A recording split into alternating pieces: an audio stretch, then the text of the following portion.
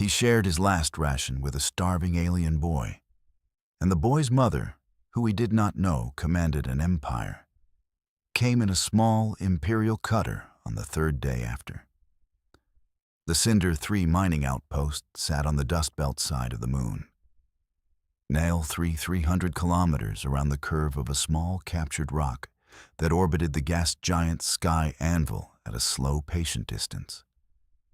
And Rowan Penn ran the small 2-room frontier clinic at the outpost's lower service deck.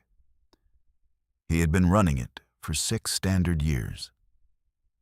He had taken the contract because the Cinder 3 mining cooperative had been the only employer willing, after his honorable discharge from the Brennari Medical Corps 4 years before, to hire a quiet former Army medic who did not want to live near people, but did want to keep practicing the work he had spent 12 years learning how to do. The cooperative had given him a 2-room clinic, a small prefab cabin 100 meters along the service corridor, with a single porthole that faced the Sky Anvil, a 6-day-a-week schedule, and a modest salary that he had not, in 6 years, found anything to spend most of on.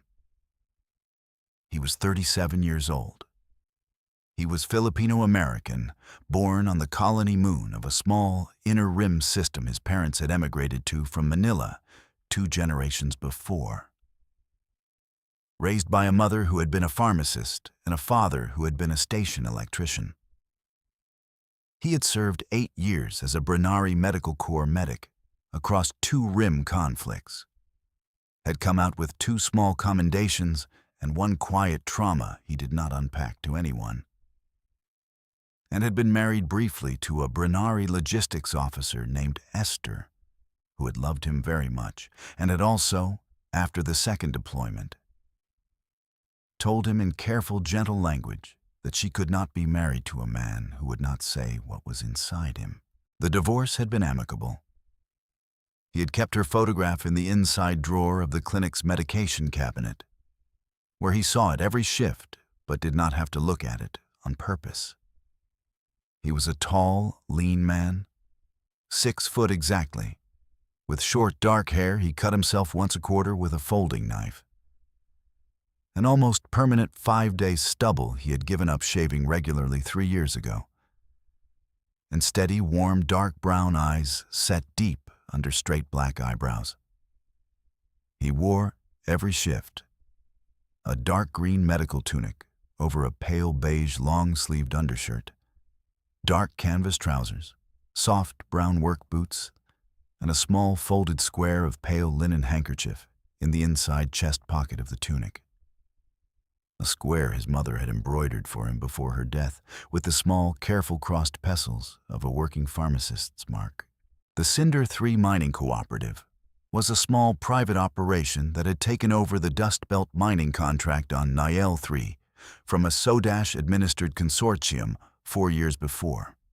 It paid its registered workers adequately, its work camp orphan ward population minimally, and its company medical staff better than any of the surrounding companies, which was the reason Rowan had been able to negotiate a contract that allowed him to refuse any patient transfer he considered medically unsafe. He had used this clause 4 times in 6 years, each time successfully, each time on behalf of a registered worker who would otherwise have been sent back into a shaft with a serious untreated injury. The cooperative had not, in those 6 years, fought him on a refusal. The cooperative had also not, in those 6 years, ever bothered to inform him about the orphan ward work camp on the upper service deck, which Rowan had only discovered existed in his 3rd year and which he had then quietly started running monthly nutritional screenings on, off the books, in the small last hour of his 6th day shift, after the official patient list had been cleared. It was the last hour of his 6th day shift. The official patient list had been cleared 2 hours ago. Rowan was sitting on the rolling stool at his small examination table, finishing the careful longhand transcription he kept in a personal notebook of the day's nutritional screenings. because the cooperative's official record system did not have a field for orphan ward malnutrition, and Roan had decided long ago that the longhand notebook was a thing he was going to keep for himself. He had one ration bar left in the pocket of his medical tunic. It was a Brennari emergency bar, dense and slightly sweet, the kind the cooperative issued to all medical staff for low blood sugar interventions, and that Rowan had been carrying as his personal end-of-shift dinner for 6 years because he had never quite gotten around to filling his own pantry on the cabin side of the service corridor. He intended to eat it on the walk home. The clinic door slid open at the 8th hour past second shift, which was not, strictly speaking, an hour the clinic was open to walk-ins. Rowan looked up. A small, thin alien boy was standing in the doorway, one slim hand braced against the doorframe, his shoulders heaving very slightly with the controlled effort of someone who had just walked further than he should have on legs that did not currently want to. He was very small. He was, even in the dim end-of-shift light, the smallest worker-age child Roan had seen on Cinder 3 in 6 years. His skin was the soft, pale jade green of a sunlit leaf on a temperate planet, with faint silver-green veining at the temples and a small dark jade-green marker tattoo just visible on his left shoulder, where the worn neckline of his orphan ward smock had fallen back. His hair was soft, fine moss green, short, uneven at the ends, in the way a child's hair is uneven when an adult has cut it with a folding knife in poor light. His eyes were large and bright copper, very steady, ringed with the dark of long sleeplessness and recent hunger. He wore a torn gray orphan ward smock fully and modestly covering his body to the knees, frayed at the cuffs and hem, and a pair of small bare feet that had been bare a long time. His shoulders were too thin for the smock. Roan stood up slowly. He did not move quickly. He had learned, in 8 years of Army medic field work and 6 years on this clinic floor, that small things in the doorway did not respond well to quick. He came around the examination table at a steady working pace, and he crouched down to bring his head below the boy's so the boy did not have to look up. He said, in the warm, steady voice he used to talk to patients who had been on their feet too long, "Hi," he said, "the clinic is closed." He said, "But the closing took a little longer than it should have, and you were here just before it finished." He said, "Can I help you?" The boy's chin lifted a 1/4 inch in the small, precise habit of trying to look unafraid. The boy said, in careful, learned common galactic with the slightly stiff cadence of a kid who had learned the language late, "Are you the medic?" Roan said, "I am." The boy said, "My name is registered as Kell, Ward 7 Dust Belt Camp." Roan said, "Hello, Kell."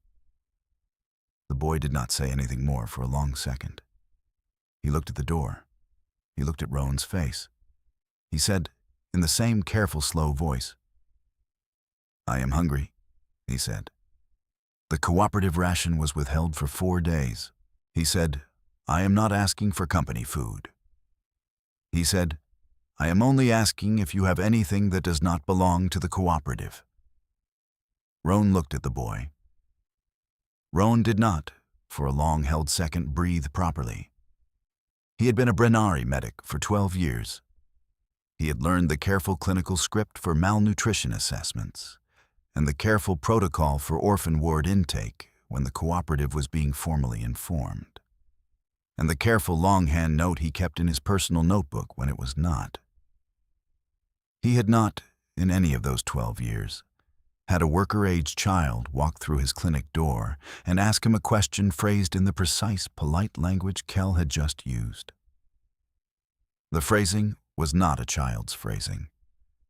The phrasing was the phrasing of a child who had been taught, by some adult somewhere along his road, to ask only for things adults could honorably give without breaking their employer's contract.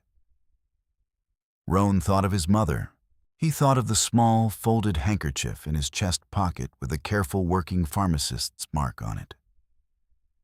He thought of the Brennari emergency bar in his right tunic pocket and the dinner he had been intending to eat. He reached into the pocket. He took out the bar. He held it in his open palm. He said, very simply, "This is mine," he said. "This is not company food." He said, "Will you eat it?" The boy looked at the bar in Roan's palm for the long, careful-held second of a child who had spent too long being told no to expect a yes to register quickly. The boy looked at Roan's face. The boy's copper eyes went very steady. The boy reached out one slim, coral-veined hand and took the bar, slowly. He held it in both hands. He looked at it. He said, "Are you sure?" Roan said, "Eat the bar, Kel." The boy unwrapped the bar with careful, slow fingers. The careful, slow fingers of a child who had learned that food that came unwrapped easily had usually been opened by someone else first. He took the smallest possible first bite. He chewed it. He closed his eyes for 2 full seconds. He opened them. He took the second bite. By the third bite, he had begun to cry quietly, in the small, private way kids cry who have learned somewhere that crying loudly attracts attention. Roan did not say anything. Roan got up from his crouch slowly. Roan went around to the back of the small examination table and pulled the chair over to where the boy stood, and gently guided the boy to sit down and let him eat the rest of the bar at the chair. Roan went to the small clinic sink and poured a clean cup of warm water and brought it back. The boy drank the water in slow, careful sips between bites. When the bar was gone, he set the wrapper very neatly on the corner of the examination table, the way a child sets down a thing he has been entrusted with. He looked up at Roan. He said, "Very soft, thank you." Roan said, "What does the cooperative protocol say about an underweight ward at this hour?"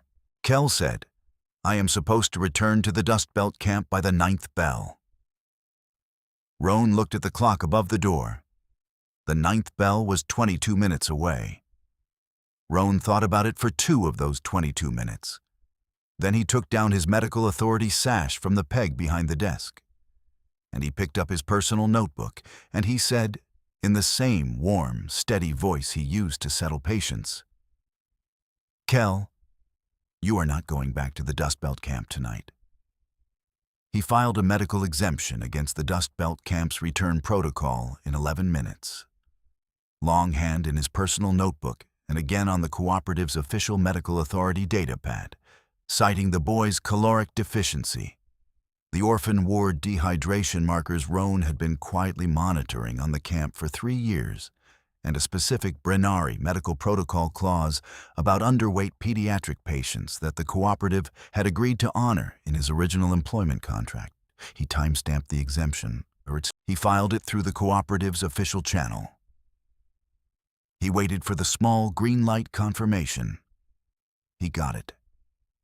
The exemption gave the boy a minimum 72-hour clinical hold, extendable at the medic's discretion. He took Kel home to his small prefab cabin on the cabin side of the service corridor. The cabin had 2 rooms, a galley bunk bath that was officially one room with a fold-out privacy panel, and a small front room that Roan used as a reading and notebook room. He gave Kel his own bunk. He pulled out his fold-out cot from the storage cupboard and set it up in the front room. He found, in the deep drawer of the galley, a small, clean cotton tunic of his own that had shrunk in the wash 3 years ago that he had never gotten around to discarding. And he gave it to Kel, and Kel put it on over the orphan ward smock at first, and then, on the second day, just on its own. The tunic fell to Kel's calves. It was the cleanest thing Kel had worn in months. He folded the orphan ward smock very carefully and set it on the corner of the bunk and did not touch it again. the cooperative's Dust Belt camp supervisor, a small officious human named Yarrow Chal, who had been transferred to Cinder 3 months before from a Payan-affiliated mining station out toward Outer Cinder, came down to the clinic the next morning to challenge the exemption. Chal was the kind of supervisor who liked his protocols clean and his orphan wards counted. He stood at the clinic door at the start of Rowan's first shift hour with his data pad raised and his shoulders squared, and he told Rowan, in the practiced, low voice of a man who had had this conversation before in other companies, that the exemption was being formally disputed at the head office. Rowan looked at him over the rim of his coffee cup.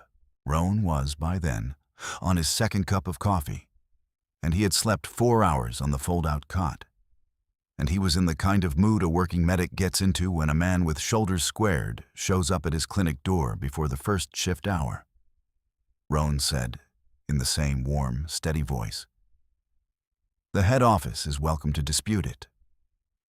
Rowan said, "The exemption is filed by a medic with full authority under Contract Clause 7, and it will hold until clinically resolved."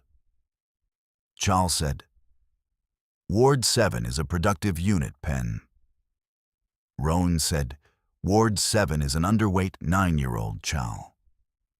Rowan said, "When you want to come back into this clinic to discuss the medical case, you can come back at the second shift hour with a data pad that has actual medical data on it instead of a productivity register." Chal stood at the door for a held second. Chal had been with the cooperative for 10 weeks, and Rowan had been with the cooperative for 6 years. And Chal understood, in the small, careful way Payan-trained supervisors understood things, that there was a hierarchy of seniority and a hierarchy of contract clauses, and Chal was not yet on the winning side of either. Chal left. Kell stayed in the cabin for 7 days on the 72-hour exemption that Rowan extended twice. He slept 14 hours each of the first 3 nights.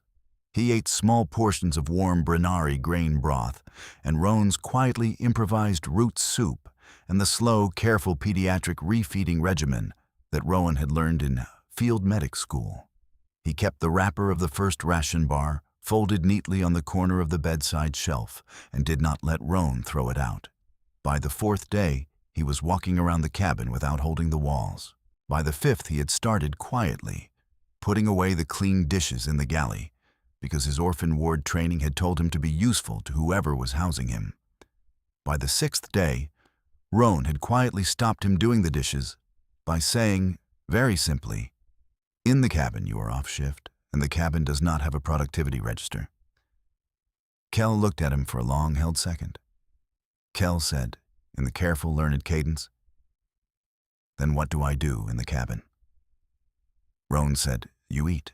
He said, "You sleep." He said, "When you feel like it, you read." He said, "The front room shelf has books." Kell looked at the shelf. There were 9 books on it. They were a mix.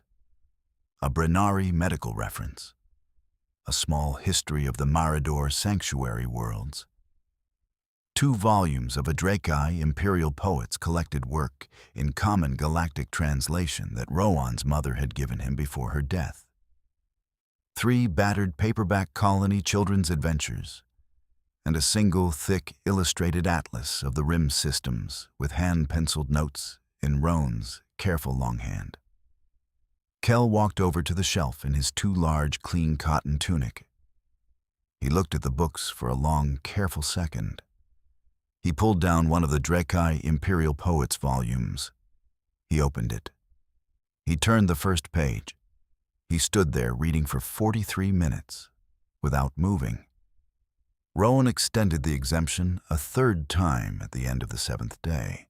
He sat in the cabin's front room at the small folding desk and wrote up a longer medical evaluation, citing not only the boy's continued caloric deficiency, but the longer-term effects of 3 years of cooperative orphan ward malnutrition on his cognitive development, his growth markers, and his bone density.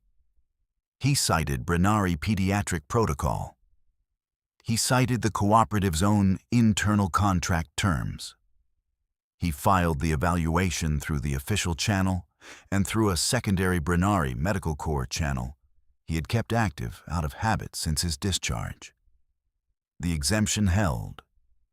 Chal came down a second time, this time with a cooperative junior counsel beside him, and Roan met them at the clinic door at the third shift hour and answered every one of their questions in the patient slow language of a working medic who had thought through every clinical clause in his contract twice over a 6-year stretch.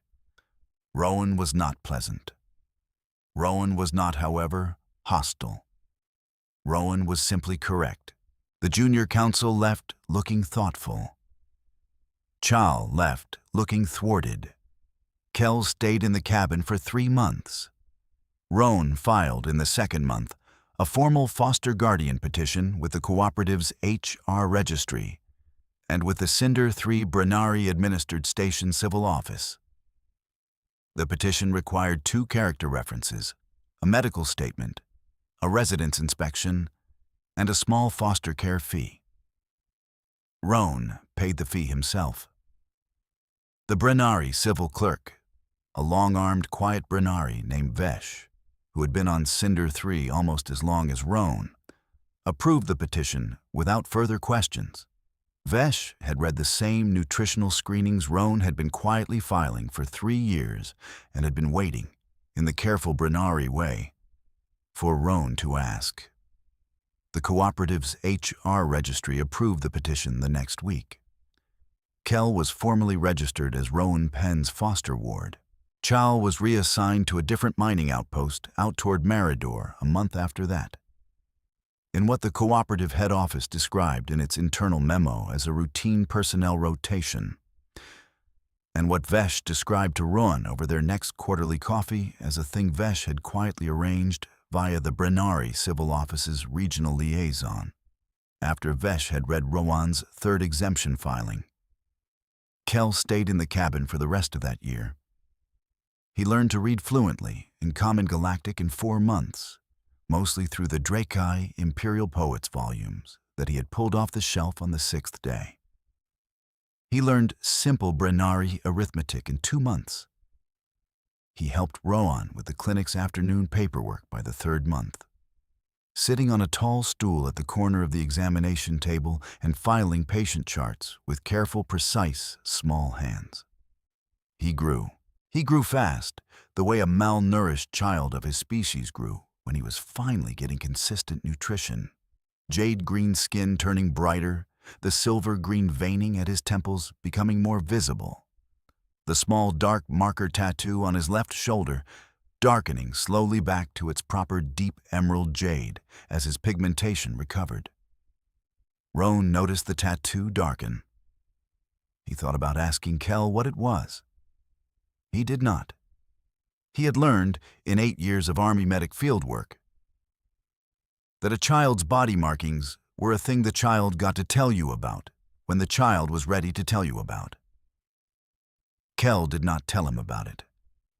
Kell did, however, in the 7th month, ask Roan whether Roan would teach him how to use the medical examination tools. Roan said yes. Roan taught him basic pulse taking, basic temperature reading, basic sterile field discipline. Kell was very fast.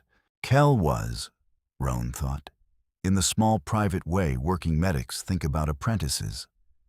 The kind of fast that meant he had a steady hand and an unusual capacity for the quiet, careful work of clinical observation. Roan made Kell a small folded cloth medic's mark in the same crossed pestles pattern as the one on his own handkerchief. And he gave it to Kell on the first morning of Kell's 8th month in the cabin. And Kell pinned it to the inside of his clean cotton tunic and wore it every day after that. Roan did not tell Kell that the crossed pestles mark had been embroidered for him by his mother before her death. He thought, however, that Kell understood that it meant something specific, because Kell touched the inside of his tunic each morning before he left the cabin, in the way Roan touched the inside of his own tunic each morning before he left for shift. They walked to the clinic together every morning for the rest of the first year. The Drekai trade delegation arrived on Cinder 3 in the spring of Kel's second year in the cabin. It was a routine quarterly ore purchasing visit. The Drekai Imperial Trade Office bought rare earth ore in small quantities from Cinder 3 under a long-standing Brennari Drekai trade memorandum, and the delegation came in twice a year, did its ore inspections, signed its purchase orders, and left within 24 hours. Rowan had been on Cinder 3 for 6 previous Drekai delegations. He had said hello to the senior officer each time at the small clinic-side trade reception, and had eaten a small slice of Brennari grain cake at the reception, and had gone home before midnight each time. He did not, in the small, careful working life he had built, think much about Drekai politics.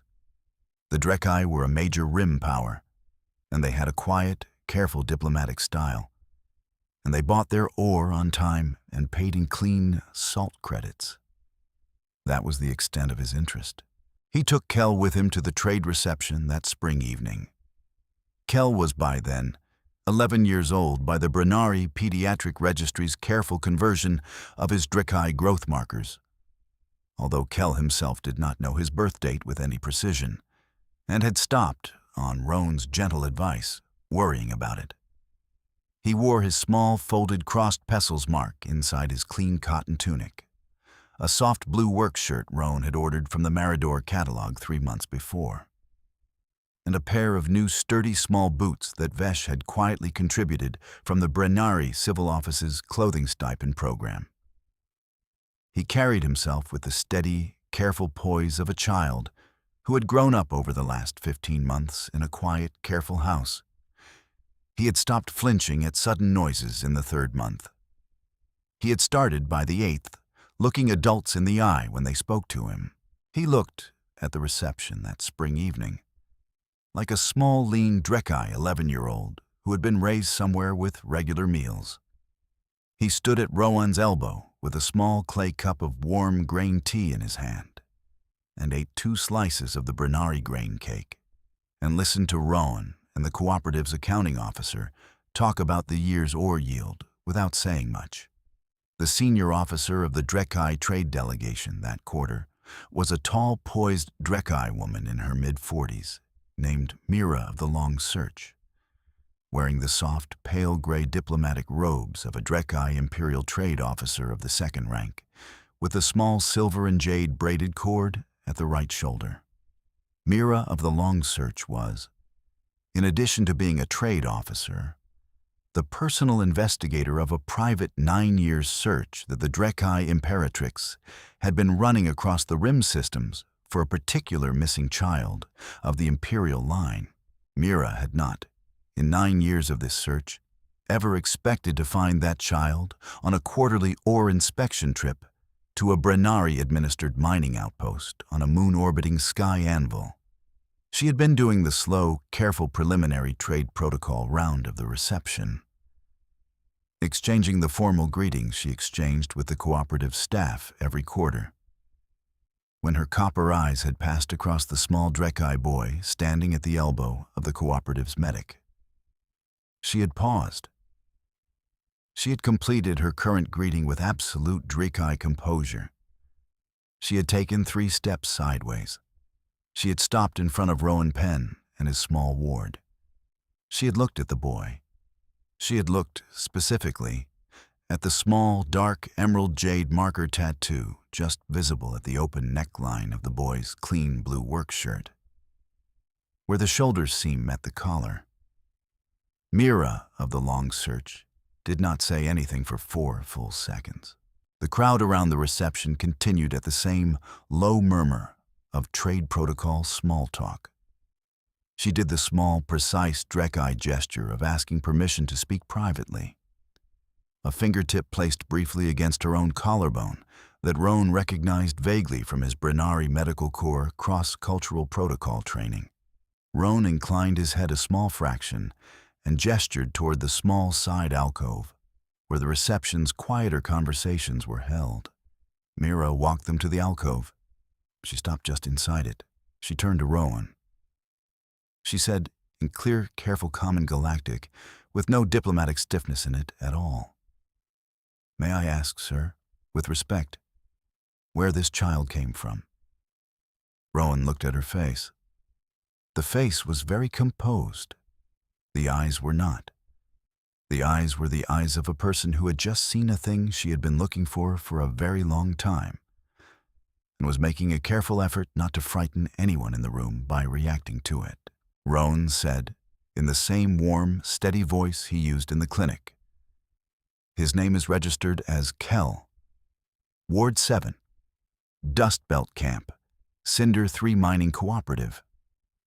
He said, "He is currently registered as my foster ward under Brennari civil law." He said, "May I ask why you are asking?" Mira of the Long Search asked, with absolute care, whether Rowan would permit her to calm her commanding officer on a private channel. Rowan said, yes.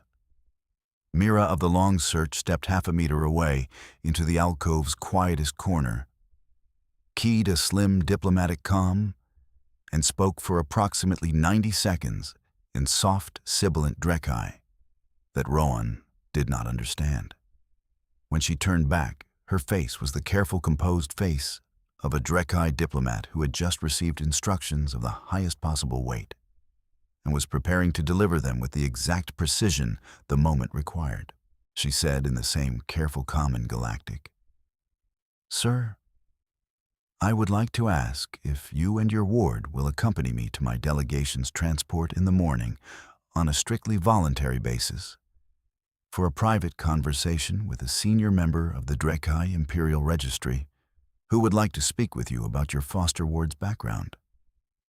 She said, "You may decline." She said, "I am asking with very deep respect." Rowan looked at her face. He looked briefly at Kell, who was standing 2 paces away in the alcove with a quiet, attentive expression and his small clay cup of grain tea still in his hand.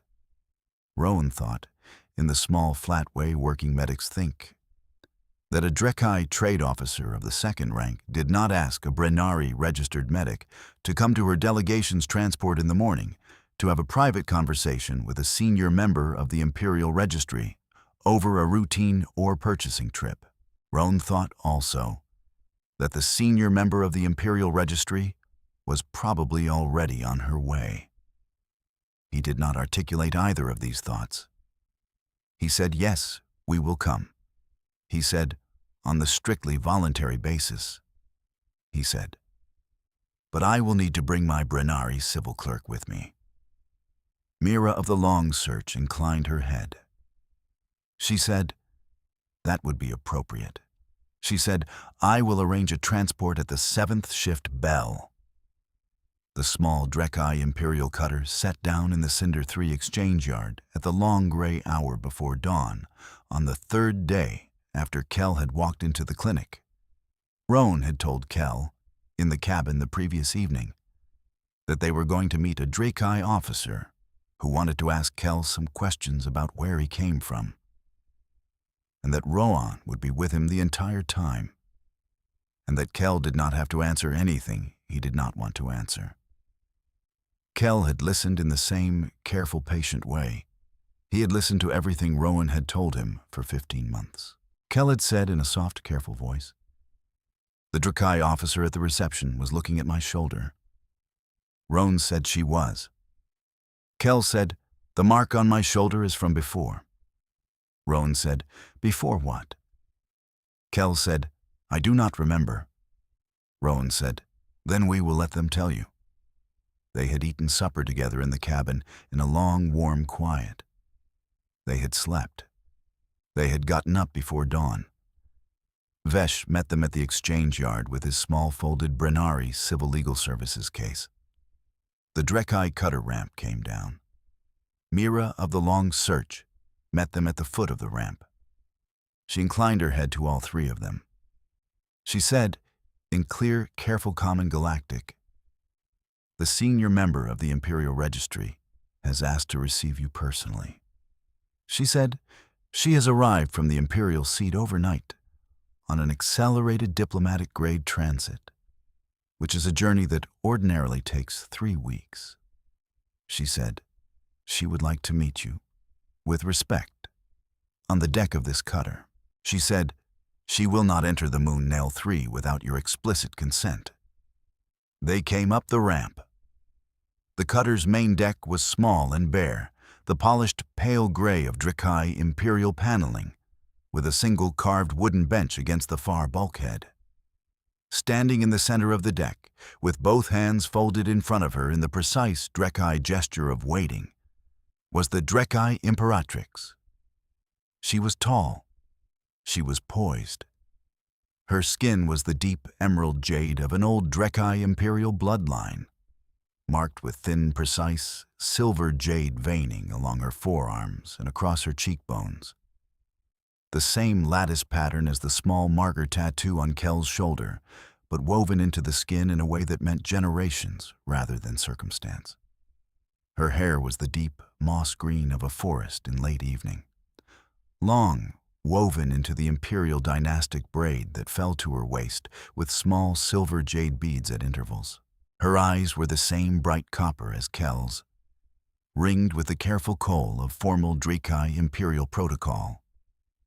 She wore the layered indigo and silver state robes of a sitting Dracai imperatrix, with the small woven imperial sigil at her throat, the same sigil Kel carried on his shoulder. She was, by the careful Dracai imperial reckoning, 53 standard years old. She had been searching for her stolen son for 9 standard years. She did not move when they entered the deck. She looked at Kel. Kel looked at her. Kel's copper eyes went very steady, the way they had gone in Roan's clinic doorway 15 months before, when Roan had held out the Brennari emergency bar. The Imperatrix looked at Kel for a very long Dracai count. Her composure held. 2 slow, careful tears tracked down her cheeks. Then she came forward across the small, bare deck. She came to the foot of the cutter's ramp where Roan stood, and she stopped 3 paces from him. And she did the thing nobody on the deck had expected her to do, although Mira of the long search had been quietly preparing for the possibility for 15 hours. The Dracai Imperatrix went to one knee on the polished deck. She lifted her chin. She looked up at Roan Penn, a Brennari registered medic on a small mining moon orbiting Sky Anvil. And she said, in clear, careful common galactic that no diplomatic protocol had prepared her to deliver, and which she therefore delivered in the simplest language she could find, "My son is alive." She said, "You have kept him alive." She said, "I am in your debt." She said, "Thank you." Roan Penn did not, in the 8 years of his Brennari Medical Corps service and the 6 years of his Cinder 3 contract, find a precise script in his clinical training. For the moment, a galactic imperatrix knelt in front of him on the deck of a small imperial cutter. He did the closest thing to the right thing his slow, careful working medic instincts could find. He crouched down to her level so she did not have to look up, the way he had crouched down for Kel 3 days before in the clinic doorway. He said, in the warm, steady voice he used to settle patients, "Imperatrix," he said, "your son walked into my clinic 3 days ago and asked me for a ration that did not belong to the cooperative." He said, "I gave him my own ration." He said, "What has happened since has happened mostly because he is a good kid who eats slowly and reads Dracai poetry on a shelf in my front room." He said, "With respect, please rise." She rose. She did so with the slow, careful poise of a Dracai Imperial. She looked down at Roan for a held second. She said, in the same simple common galactic, "May I greet my son?" Roan looked at Kel. Kel looked at Roan. Kel's chin lifted in the careful Dracai habit that had, Roan now understood, been a thing Kel had been doing for 15 months, without knowing where it had come from.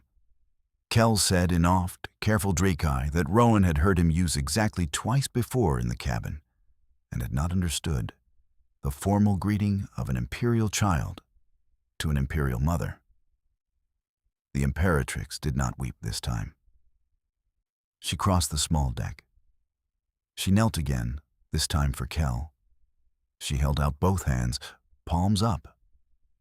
Kell put his small jade-green hands into hers. They looked at each other for the long, careful-held second of a mother who had not seen her son since he was 11 months old, and a son who had not, until that morning, known he had a mother who was looking for him. Kell said in the same soft, careful Drakai, "Where were you?" The Imperatrix said in the same soft, careful Drakai, looking. Kell said, "Did you find me?" The Imperatrix said, "Yes." They held hands for a very long minute. Then the Imperatrix stood, and she lifted Kell up the way a mother lifts a child, even when the child is 11 years old and almost too big to be lifted. And she held him for a measured stretch of imperial protocol that nobody on the deck timed, but which Mira of the Long Search told Roan privately later had been longer than any embrace the current Drakai Imperatrix had allowed herself in 9 years of public composure. The Drakai Imperial Registry had a strict adoption protocol. The Imperatrix, on the deck of the cutter that morning, did not invoke it. She offered Kell, instead of a forced return to the Imperial seat, an explicit choice. She told him, with Roan and Vesh both present in the alcove as witnesses, that he was the heir of the Drakai Imperial line, that the Imperial seat was his by right of blood, and that the Imperial Council had reserved his position for 9 years against the possibility he would be found. She told him also that he was the son of a mother who would not take him from the medic who had kept him alive without his explicit consent. She told him that he could come with her to the Imperial seat to learn his birthright. On a schedule he set himself, with visits home to the cabin on Cinder 3 as often as he chose. She told him, also, that he could refuse. She told him she would respect the refusal. She told him, very softly, that if he wanted, she would come to Cinder 3 twice a year and would not require him to come anywhere else. She told him the choice was his. Kell looked at his mother. Kell looked at Roan.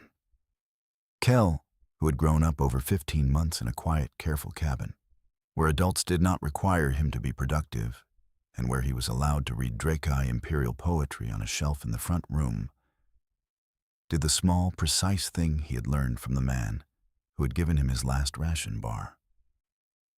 He took 2 slow, careful seconds to think. He looked back at his mother. He said, in careful common galactic, so that all 3 adults in the alcove could understand him at once, "I will come with you for a portion of the standard year, Mother. I will return to the cabin for the other portion. I will divide my time honestly." He looked at Roan. He said, in the same careful common galactic, "If that is acceptable, foster father." Rowan crouched down to the boy's level. He said, in the warm, steady voice that had been the only thing he had been able to give the boy in the doorway of his clinic 3 days before, "Kell, whatever you choose, I will still be here." He said, "The cabin will still be here." He said, "The front room shelf will still have books on it." He said, "Do what feels right."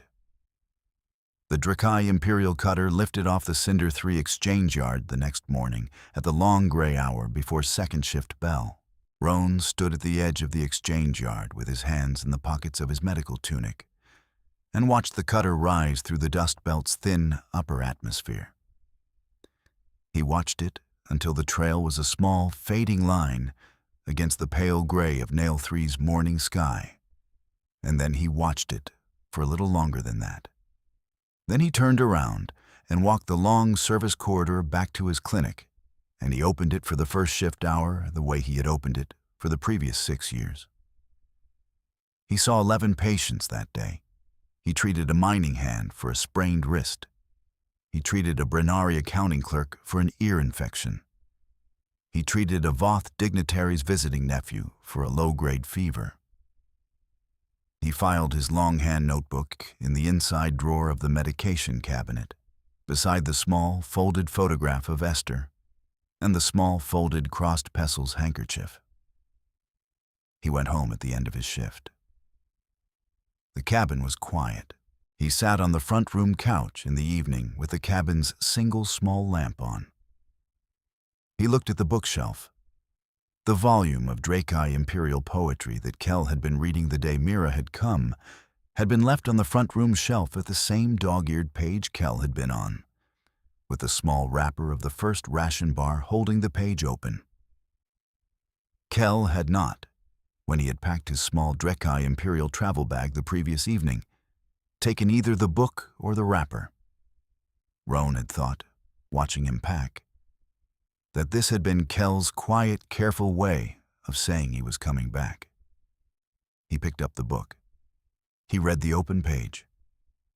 The poem was a short one about an old Draki field farmer who had given his last cup of well water to a thirsty traveler at the edge of his fields, and had not, the farmer, ever known that the traveler was a returning prince.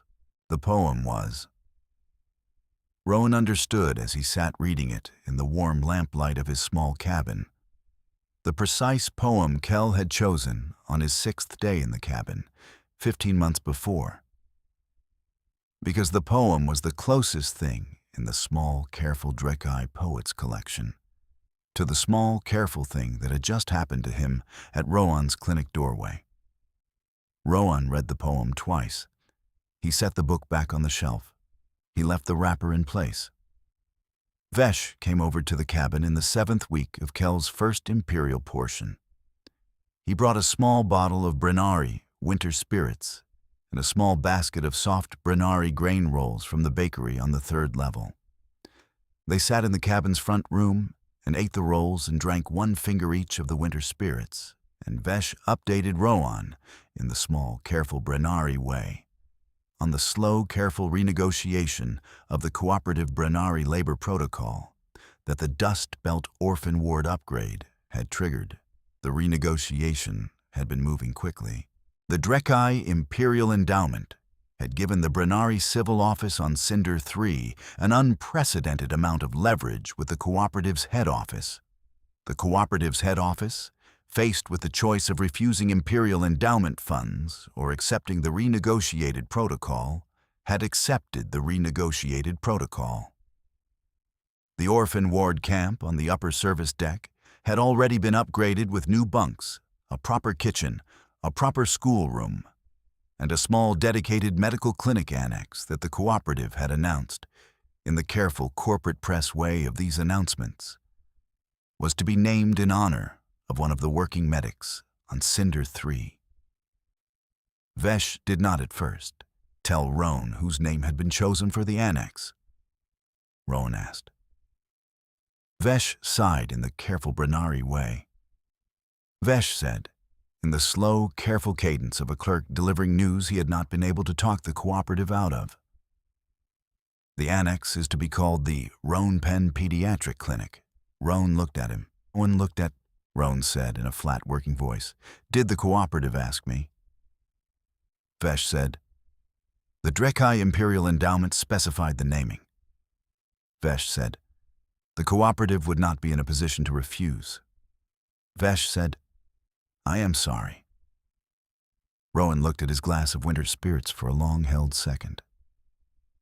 He laughed once, very softly, the kind of laugh a man laughs when he has been formally outflanked by an empress and a Brennari civil clerk in the same week.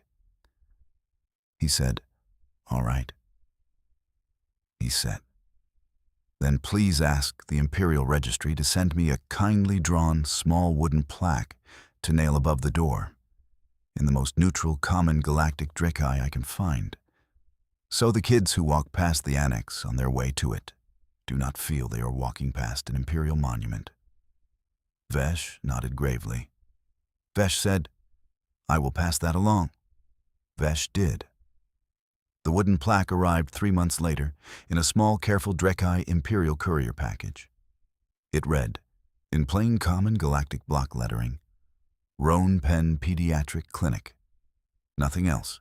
Roan nailed it above the annex door himself, with his own small carpenter's hammer, on a slow morning before first shift bell, while a small assembled group of Dust Belt orphan wards watched in respectful silence, and Kel returned briefly for a short Imperial rotation visit, and standing at the back of the group with the soft, pale gray, diplomatic travel tunic and the small woven Imperial sigil at his throat, watched his foster father hammer in the last nail with the small, careful, steady hand of a working man who had not, in any moment of his life, ever asked to be honored for anything, and was, in this particular moment, allowing himself to accept the honor because his 11-year-old foster son was watching.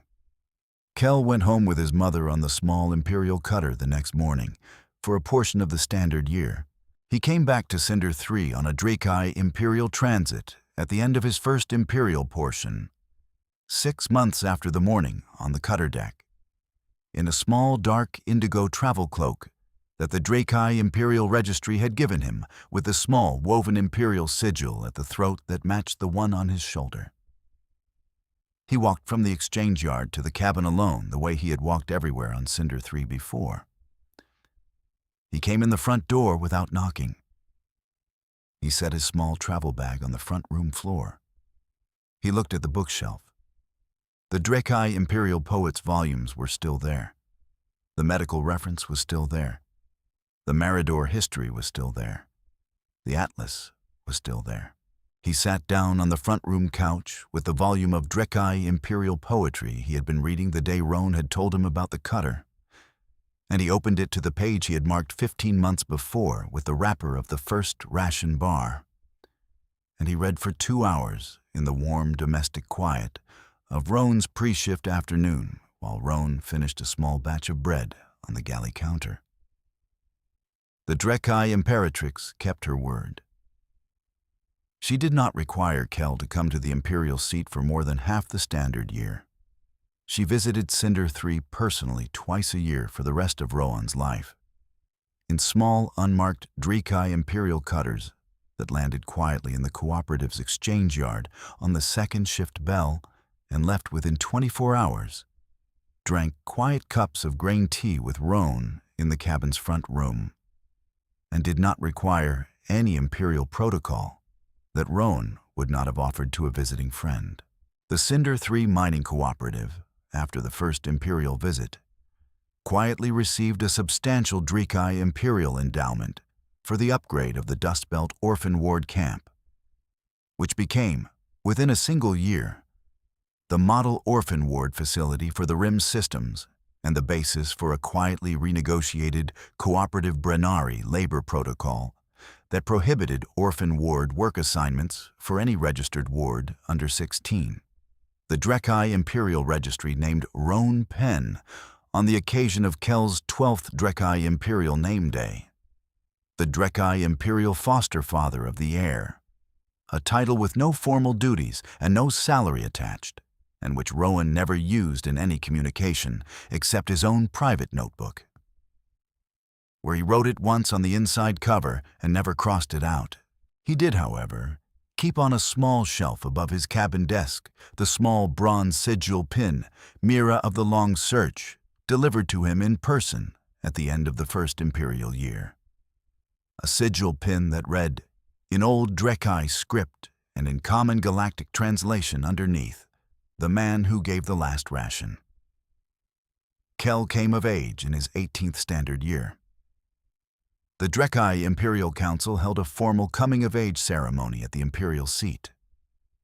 Roan Pen, by then 45 years old, traveled to the Imperial seat for the first and only time in his life.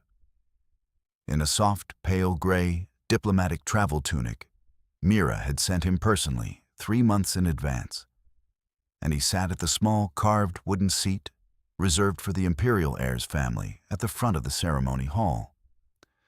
The Brennari Imperial Council, after the formal ceremony, called Rowan Penn forward for a short, small civilian acknowledgement that Rowan had agreed to in advance, only because Kell had asked him to. The council pinned a second small bronze sigil pin on the inside of Rowan's tunic, beside the small folded crossed Pessel's handkerchief his mother had embroidered. The new pin read, in Old Brennari script and in Common Galactic, kept the line. Rowan took both pins home to Cinder 3. He did not display them. He kept them in the same drawer where he kept Esther's photograph, in the inside drawer of the clinic's medication cabinet, where he saw them every shift and did not have to look at them on purpose. He worked the clinic on Cinder 3 for another 23 years. Kell visited twice a year on the slow, careful imperial rotation he and his mother had built. The cooperative's Dust Belt camp continued to operate under the renegotiated protocol.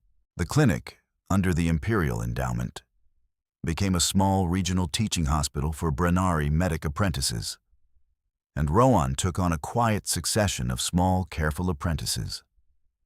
3 from the Brennari Medical Corps and 2 from the Brennari Imperial Training Track, including, in his 14th year of teaching, a young Brennari medical apprentice named Kell Penn. The formal Brennari hybrid name the Imperial Registry had given Kell on his coming of age. Kell Penn worked under Rowan's quiet, careful supervision for 3 standard years, and then took his own first appointment, at his own request, on a small Dust Belt mining moon called Outer Cinder 3, where a small frontier medical clinic needed a quiet, careful working medic to run it. Rowan Penn died at the age of 68. In the cabin he had bought from the cooperative for 1 credit upon his retirement 4 years before. On the porch he had built himself from scrap Brennari deck plating, watching Sky Anvil rise slowly through the cabin's single porthole on the warm side of the Dust Belt afternoon. Kell sat at his right hand. The Brennari Imperatrix sat at his left. Mira of the Long Search, retired by then from her imperial service, but still in the same soft, pale gray diplomatic robes, sat in the front room chair beside the bookshelf and read aloud, in slow, careful Common Galactic, from the same volume of Brennari imperial poetry Kell had pulled off the shelf on the 6th day of the first year. The small, careful poems Rowan's mother had given him before her death. Until Rowan slipped quietly between 2 of the longer poems and did not, in any further moment of his slow, careful working medic life, need any further careful instructions. The wrapper of the first ration bar still sat in a small, clear glass case on the wall above the cabin's front room shelf. He had not, in any measurable galactic sense, been a hero. He had only given a hungry child his own dinner. The galaxy had remembered him longer than he had remembered himself. Sometimes a hand offered was the whole answer. Sometimes a Brennari emergency bar in a working medic's pocket was the whole answer. The Dust Belt camp was clean. The orphan wards were protected. The cabin was warm. The book was open. The Imperatrix was at his left, and the boy he had once given his last ration to was at his right, and the small, folded, crossed Pessel's handkerchief was still in the inside pocket of his medical tunic. He had been enough. That had been enough. That had, in the end, been everything.